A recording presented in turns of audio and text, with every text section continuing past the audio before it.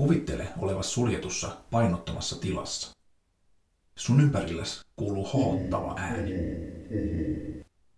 Yhtäkkiä tila täyttyy pyhillä asioilla ja juurilla.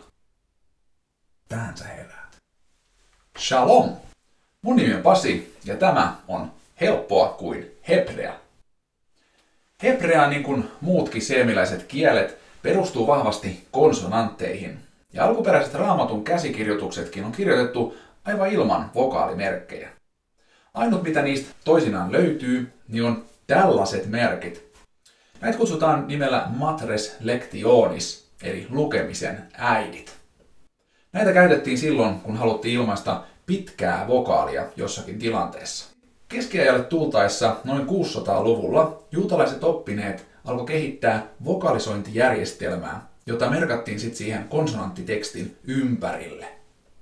Tämä nykyään käytössä oleva järjestelmä on peräisin Tiberiasta ja siellä sen kehitti Ben Asherin suku. Mutta ennen kuin katsotaan niitä kirjoitusmerkkejä, niin tutustutaan niihin vokaalien äänteisiin. Näitä on hebreassa kaiken kaikkiaan 6 kappaletta. A, E, I, O, U, E. Tämä viimeinen niin sanottu avoin E on sulle tuttu entuudestaan esimerkiksi englannin kielestä sanasta bed. Se on siis een ja ään välissä oleva äänne. Nyt kun sä osaat ääntää nämä hebrean vokaalit, niin voidaan tutustua niihin kirjoitusmerkkeihin. Opiskellaan samalla muutama muistisääntö, joiden avulla sun on helpompi tunnistaa sieltä tekstistä, että mikä vokaali milloinkin on kyseessä. Tässä on hebrean 2 A-vokaalia. Lyhyen vokaalimerkki on nimeltään patah ja pitkä vokaalimerkki on nimeltään kaamets. Näitä yhdistää se, että kummassakin on poikkiviiva. Kaametsissa on lisäksi tämä pystyviiva, joka lähtee siitä keskeltä alaspäin, mutta A-vokaalin merkkinä on siis hebreassa poikittain oleva viiva. Katsotaan seuraavaksi näitä 2 E-vokaalia. Suljettu E on nimeltään tsere ja avoin E on nimeltään segol. Ne tunnistaa siitä, että siinä on 2 rinnakkain olevaa pistettä kummassakin symbolissa. Segolista löytyy lisäksi tämä 3. piste, joka on näiden 2 välissä ja alapuolella siinä keskellä. Äänteellisesti kaikkein lähimpänä näitä 2 E-vokaalia on chirek, eli I-vokaali. Se merkitään 1 pisteellä, joka laitetaan sinne konsonantin alapuolelle. 2 äänettä on vielä jäljellä, ja ne on O ja U. Kummallakin on 2 symbolia, jolla sitä voidaan merkata. Tutustutaan ensin niihin, jotka näyttää vähän samalta kuin toi chirek.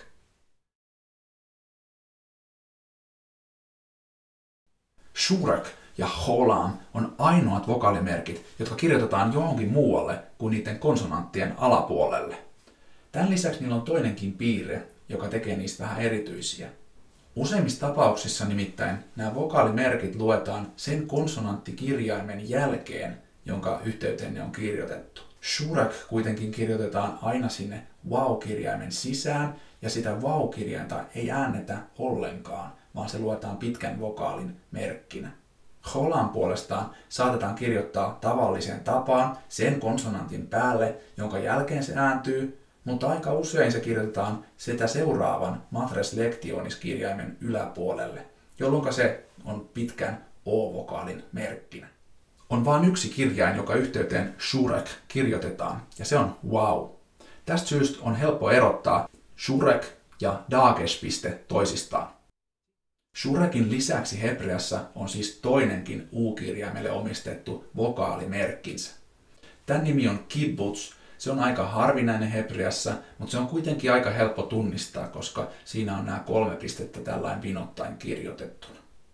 Holamin lisäksi hebreassa on myös toinen O-vokaalin merkki, ja se on tässä. Tämä on siis sulle entuudestaan tuttu, se on nimeltään kaamets. Useimmissa tapauksissa kaamets luetaan pitkän A-vokaalin merkkinä, mutta on muutama tilanne, jossa se tulisikin lukea lyhyenä O-kirjaimena. Tähän on onneksi olemassa selkeät säännöt ja ne löydät tästä. Nämä säännöt on onneksi aika yksinkertaiset, mutta halutessa sä voit kehittää jonkun muistisäännön tai mielikuvaharjoitteen, jonka avulla sä nämä sitten opettelet ulkoa. Toinen symboli, jonka lukeminen vaatii muutaman säännön opettelua, on tässä ja se on nimeltään sheva. Useimmissa tapauksissa sheva on vokaalittomuuden merkki, eli se kertoo siitä, että se konsonantti, jonka alle se on kirjoitettu, niin ääntyy ja päättää sen edeltävän tavun. Joissakin tapauksissa kuitenkin sheva ääntyy ja siihenkin on olemassa siis selkeät säännöt. Nämä säännöt saattaa näyttää vähän hurjilta, mutta ei niitä kannata pelästyä. Loppujen lopuksi, kun sä totut lukemaan hebrean tekstiä, niin sä huomaat, että se sheva ääntyy semmoisissa tapauksissa, joissa sen oikeastaan olisi pakkokin ääntyä, jotta sitä tekstiä pystyy sujuvasti lukemaan. On myös yksi hyvä muistisääntö, joka voi auttaa näiden sääntöjen opettelussa, ja se on tämä luku 2. Shevassa on 2 pistettä, ja 3 näistä säännöstä on tämä luku 2 jollain tapaa läsnä. Eli kun on 2 peräkkäistä shevaa, niin niistä jälkimmäinen ääntyy. Kun on 2 samaa konsonanttia ja kun on kahdentunut konsonantti, niin silloinkin sheva ääntyy. Sitten on ainoastaan nämä 2 muuta sääntöä, jotka sun pitää opetella, kun sä muistat tämän luvun 2 siitä 2 pisteen säännöstä. Voit myös opetella ulkoa jonkun virkkeen, esimerkiksi tämän, jossa on kaikki nämä shevan ääntämystapaukset esitelty. Viimeisenä asiana tähän ääntyvään shevaan liittyen mainitaan laryngaalit. Eli nämä on niitä kurkku- ja nieluäänteitä. Ja silloin kun niiden alle olisi tulossa sääntöjen mukaisesti ääntyvä sheva, niin sinne tuleekin tämmöinen hatef-vokaali, joka on siis sheva yhdistettynä johonkin 3 apuvokaalista. Ääntyy siis hyvin lyhyenä sen laryngaalin yhteydessä. Ja laryngaaleihin liittyy myös meidän viimeinen vokaalikielioppijuttu. Eli niin kuin sanottu, yleensä se vokaali ääntyy sen konsonantin jälkeen, jonka alla se on. Mutta jos sanan lopussa on ääntyvä laryngaali, ei siis tämmöinen pitkän vokaalin merkkinä oleva matreslektionismerkki, vaan ääntyvä laryngaali, ja sitä edeltää pitkä vokaali, niin silloin tämä laryngaali saa alleen, tai pikkasen oikeastaan niin kuin vähän taakseen, eli siihen oikeaan alareunaan, tämmöisen patah-vokaalin. Tätä kutsutaan nimellä patah furtivum, ja se ääntyy just ennen sitä laryngaalia. Siinä kaikki vokaaleista. Jos sulla heräsi jotain kysyttävää, niin laita se tuohon videon kommenttikenttään. Muuten ei muuta kuin seuraavaan kertaan. Heippa!